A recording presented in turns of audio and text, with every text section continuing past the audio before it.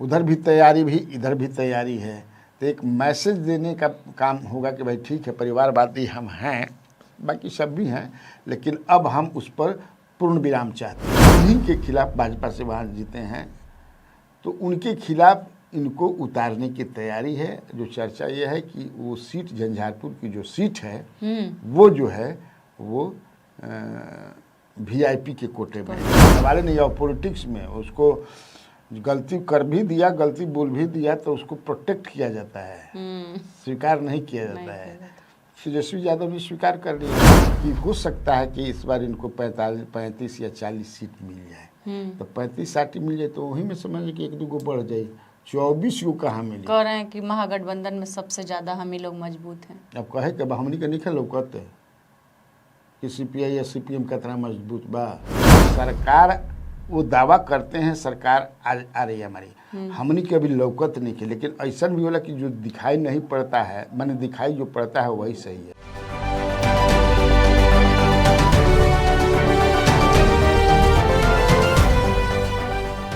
नमस्कार, बिहार की बात कन्हैया भेलारी के साथ प्रोग्राम में आप सभी दर्शकों का बहुत बहुत स्वागत है। मैं हूं करिश्मा और हमारे साथ मौजूद हैं स्वराज पोस्ट के editor in chief Kanhaiya Bhelari. Sir नमस्कार। नमस्कार। नमस्कार सर, तेजस्वी यादव छात्र संवाद कार्यक्रम किए, इस कार्यक्रम का क्या लक्ष्य है सर? लक्ष्य क्या है? बिना लक्ष्य के थोड़े कोई कार्यक्रम होता है। लक्ष्य यही है कि चुनाव में ये बताएं कि हम आपके साथ हैं, छात्रों के साथ, छात्रों युवाओं के साथ हैं, तभी ना कलम बांट रहे हैं जी। अब पहले राजद पर था कि लाठी में तेल पिलाते थे लोग तभी ना लाठी में तेल पिलावन रेडी होता था। लेकिन अब है कि ये बदल गया, डिजिटल युग ना है, बदलना ही पड़ेगा। और तेजस्वी यादव वैसे भी कई सभाओं में देखो कि कह चुके हैं कि अगर हमारे माता पिता के राज में कुछ गलतियां हुई होंगी तो हम उसके लिए आप लोगों से माफ़ी चाहते हैं। तो अच्छी बात है, मानते हैं कि गलती हुआ है, कई बार बोले भी हैं। देखो हुई तो कार है, हमने के देखिए जाना था लेकिन स्वीकार कर लिए, ये बड़ी बात है। सनातन धर्म में कहा जाता है कोई गलती करता है अगर आदमी एहसास हो जाता है, महसूस हो जाता है और उसके लिए वो क्षमा प्रार्थी है तो यही उसका बड़ा दंड है। तो ये इसके लिए भी बढ़न करेजा चाहिए। छोट मोट करे जाओ आदमी थोड़े जल्दी मार न आदमी गलती न मानी, सवाल नहीं। और पॉलिटिक्स में उसको गलती कर भी दिया, गलती बोल भी दिया तो उसको प्रोटेक्ट किया जाता है, स्वीकार नहीं किया जाता है। तेजस्वी यादव भी स्वीकार कर लिया। युवा आयोग बनाने की बात कर रहे हैं सर। हाँ भाई, कलम बांट रहे हैं, युवा आयोग बनाने की बात कर रहे हैं, बहुत कुछ बात कर रहे हैं। आज तो जबरदस्त भाषण उनका हुआ। भाषण तो आज कितना आदमी के भइल है, कई लोग भाषण दे रहे हैं। प्रशांत किशोर भी घूम घूम करके भाषण दे रहे हैं। तो कल भी भाषण हुआ उनका, भोजपुर जिला में था। उधर IP गुप्ता भी अपना अंगद की तरफ पांव जमाए हुए हैं, बिहार पर्व के पारी लगे हुए हैं, इंडिया इनकलाब पार्टी। हाँ, वो कल भागलपुर में समझे कि जब से उनका भीड़ भइल बा, समझे कि से तब तक हाँ पटना में ना भी रहे एकदम माने उड़ान थमने का मतलब कि बड़ा मजबूती के साथ अपना मजबूत है सर वो। लेकिन तुम्हारा सवाल जो है तेजस्वी यादव भी बिल्कुल फॉर्म में है। खास तौर से उनको माइलेज जब मिला, वो जमाई दामाद मेहरारू आयोग वो सब किए ना, उसके बाद ये बात लोगों तक पहुंच गई है। हालांकि वो लोग भी उसका काट जो है दे ही रहे हैं। तो काट देने में सबसे ज़्यादा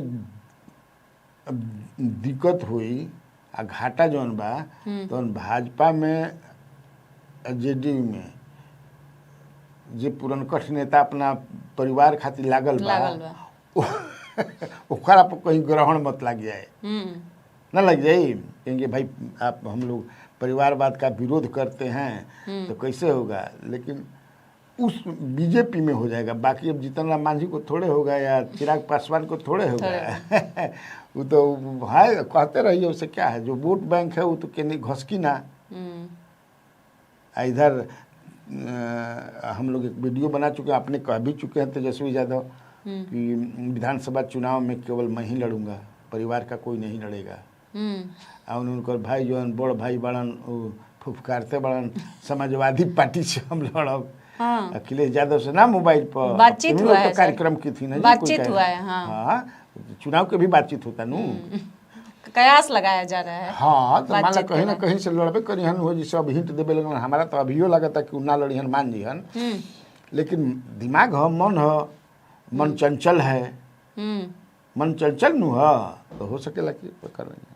तो सर, रोहिणी आचार्य लोकसभा लड़ी थी, अब कोई नहीं लड़ेगा राजद परिवार से? हमको नहीं लगता है कि लोग, भाई देखो इस बार की लड़ाई जबरदस्त लड़ाई है, उधर भी तैयारी भी इधर भी तैयारी है, तो एक मैसेज देने का काम होगा कि भाई ठीक है, परिवारवादी हम हैं, बाकी सब भी हैं, लेकिन अब हम उस पर पूर्ण विराम चाहते हैं, इसीलिए अब केवल मैं हूँ और मेरे, अब जितना भी आपको जो कहना है अब कहते रहिए।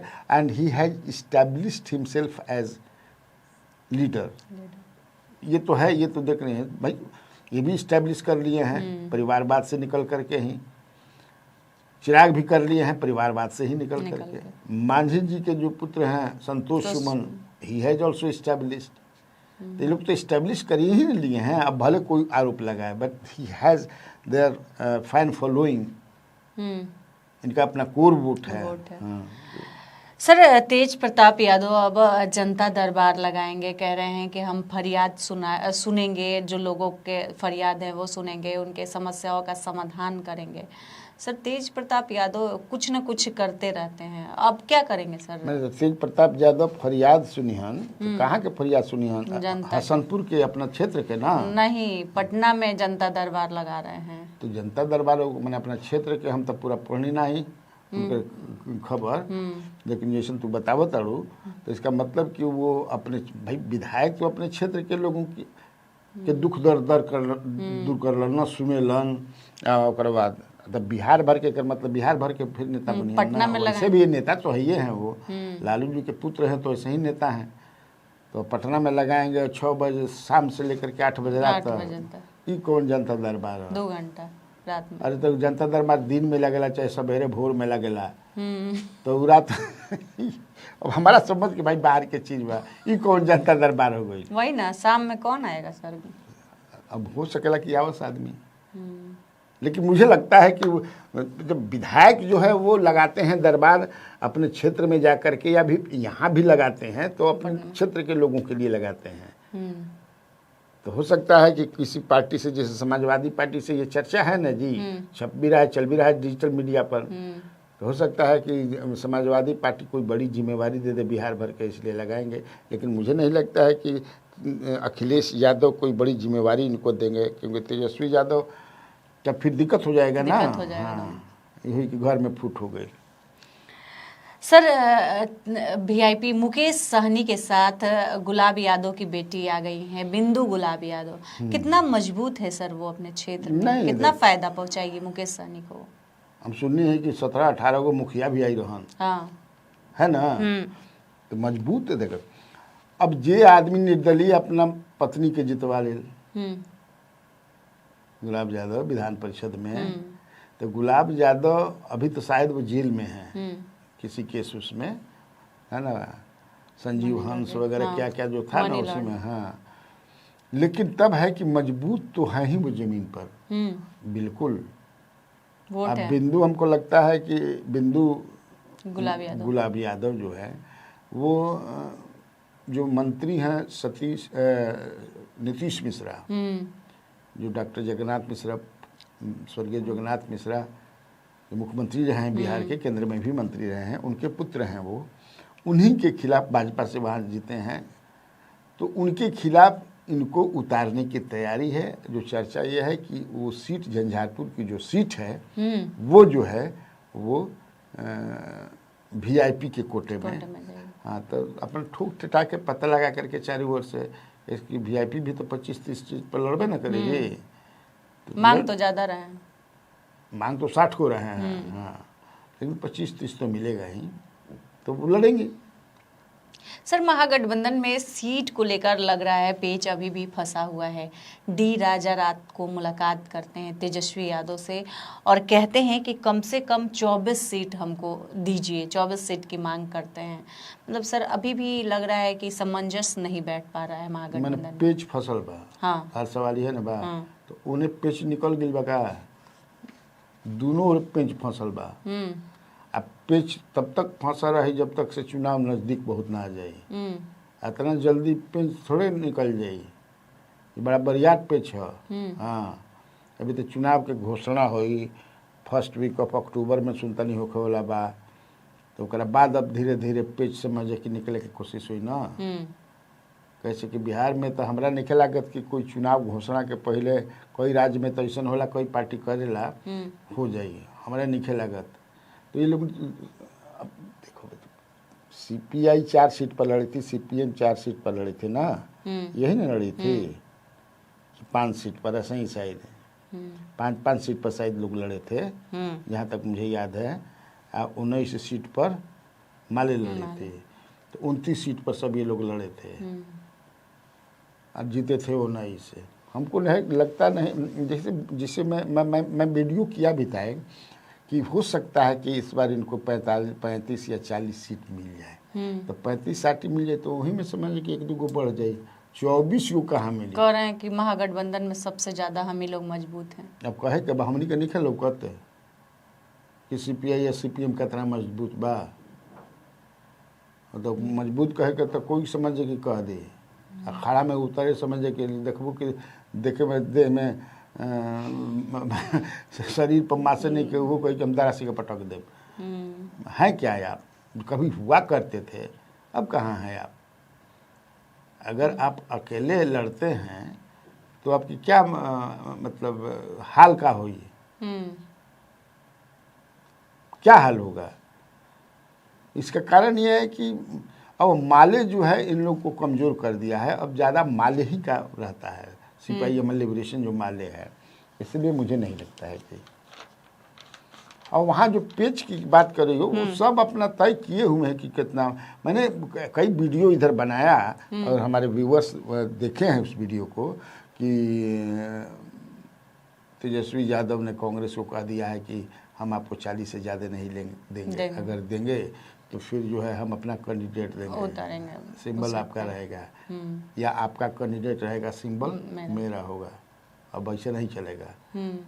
अब हम देखेंगे कैंडिडेट कौन है, जानना चाहेंगे, क्योंकि मजबूत पार्टी है ना, सबसे वोटवा ओकरे सबसे ज़्यादा बा।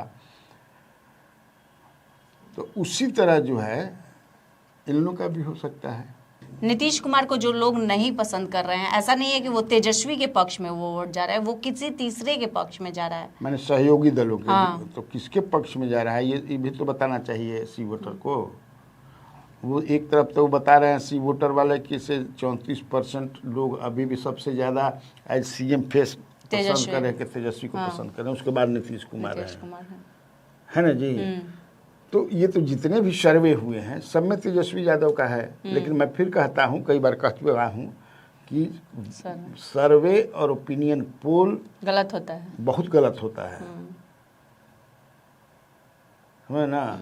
और बहुत सारे लोग सही बात, अपने दिल की बात नहीं कहते हैं। और ये सर्वे करने वाले लोग किन लोगों के पास जा रहे हैं, कहाँ जाता के कुछ से का कहता है, वो ओकर भी प्रोफाइल जाने के पहले वो लोग के कोना जात के हवन, कोना वर्ग के हवन, कहाँ के हवन, और वो उसका सैंपल कितने का है, कितने लोगों से इन लोगों ने बात किया है, ये भी जानने वाली बात हो गई। हाँ, हो सकता है। लेकिन और एक सर्वे मैं देख रहा था कि उसमें नीतीश कुमार को पक्ष में मतलब लोग बहुत ज़्यादा नहीं हैं। अब बीजेपी के पक्ष में हैं, बीजेपी के पक्ष में हैं, लेकिन नीतीश कुमार के पक्ष में लोग नहीं है। वो चाहते हैं कि नीतीश कुमार जी अब गद्दी छोड़ दें।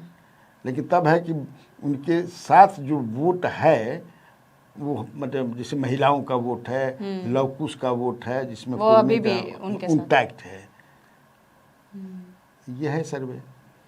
सर, प्रशांत किशोर को चुनाव चिन्ह स्कूल बैग मिला है, वो काफ़ी खुश है स्कूल बैग को लेकर, कह रहे हैं कि शिक्षा, बेरोजगारी, ये सब हम इस स्कूल बैग के सहारे अशिक्षा दूर करेंगे। सर, क्या लगता है प्रशांत किशोर क्या कर पाएंगे इस बार के चुनाव में?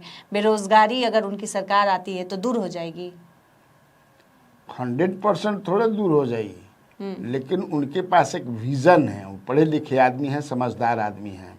सरकार, वो दावा करते हैं सरकार आ रही है हमारी, हमने कभी लौकत नहीं की, लेकिन ऐसा भी होला कि जो दिखाई नहीं पड़ता है, मैंने दिखाई जो पड़ता है वही सही है। हो सकता है कि लोग अगर मान लें कि नहीं हमने के इनके खिलाफ को बताइए, ये एक अभूतपूर्व घटना हो जाएगी,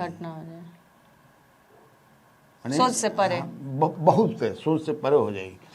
लेकिन लगे तो हुए हैं, लगे हुए हैं, जोर जोर से लगे हुए हैं। और जो तुम्हारा सवाल है, बात है, अगर वो बैठते हैं सीएम के कुर्सी पर तो उनके पास एक विजन है, जाने दीजिए। पढ़े लिखे आदमी हैं, समझदार आदमी हैं, रणनीतिकार रहे हैं, और वो भी जो है इतने दिनों में बिहार से जिस तरह से उनका लगाव और जुड़ाव है, तो आने वाले दिनों में और भी मजबूत करेंगे।